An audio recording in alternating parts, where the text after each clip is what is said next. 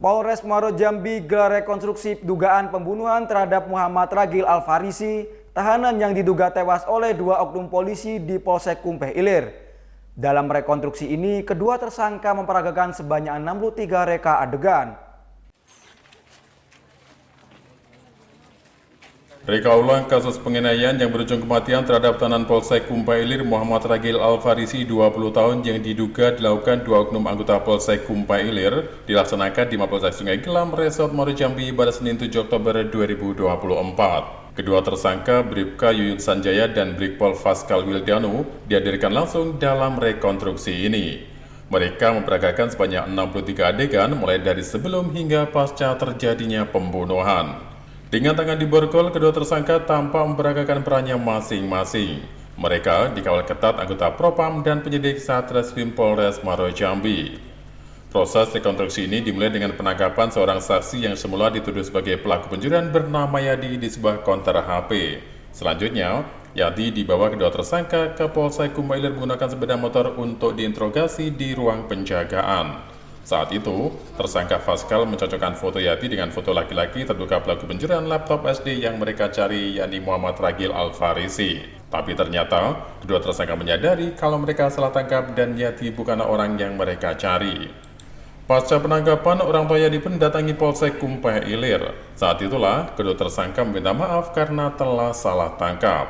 Meski begitu, tersangka Faskal tetap meminta bantuan Yati untuk menemukan Ragil. Akhirnya Ragil ditemukan dan ditangkap oleh kedua tersangka di sebuah warung di Kelurahan Tanjung saat sedang bermain domino. Selanjutnya, Ragil dibawa kedua tersangka di Polsek Kumpeh Ilir menggunakan sepeda motor untuk diinterogasi. Dalam rekonstruksi bagian ini, korban diduga dianiaya oleh tersangka, di mana kepala belakang korban sempat dibenturkan ke dinding Mapolsek oleh tersangka Yuyun berulang kali. Hingga akhirnya, korban ditemukan sudah dalam kondisi tidak bernyawa oleh keluarganya saat berada di puskesmas.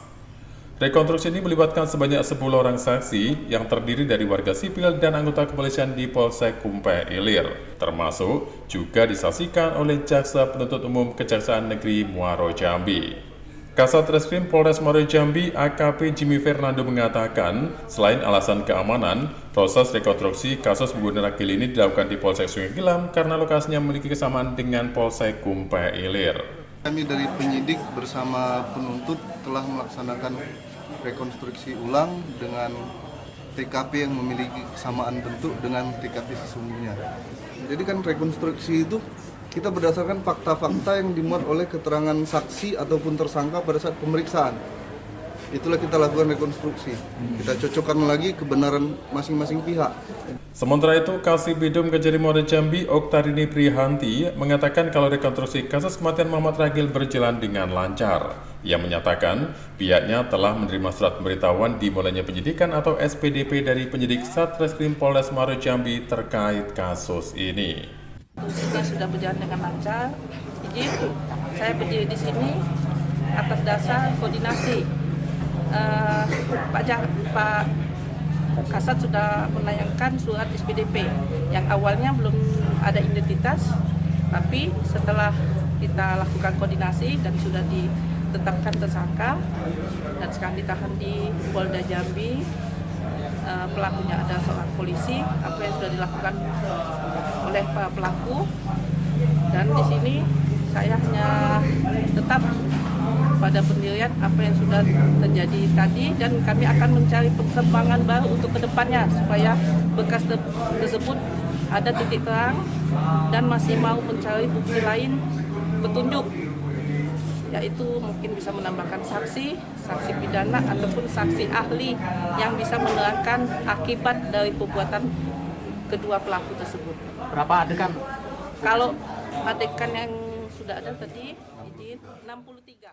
Guna mempertanggungjawabkan perbuatannya, kedua pelaku terancam pasal 338, 351, dan 333 KUHP.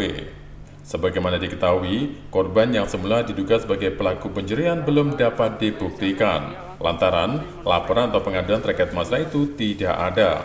Saat menangkap korban, kedua tersangka hanya berdasarkan informasi adanya perkara pencurian yang terjadi di salah satu sekolah dasar. Berdasarkan hasil otopsi dari tim forensik Rumah Sakit Bayangkara Jambi, diketahui bahwa meninggalnya korban karena adanya pendarahan yang hebat pada bagian kepala belakang akibat kekerasan. Dari Muara Jambi, Eko Wijaya, Nasional TV melaporkan.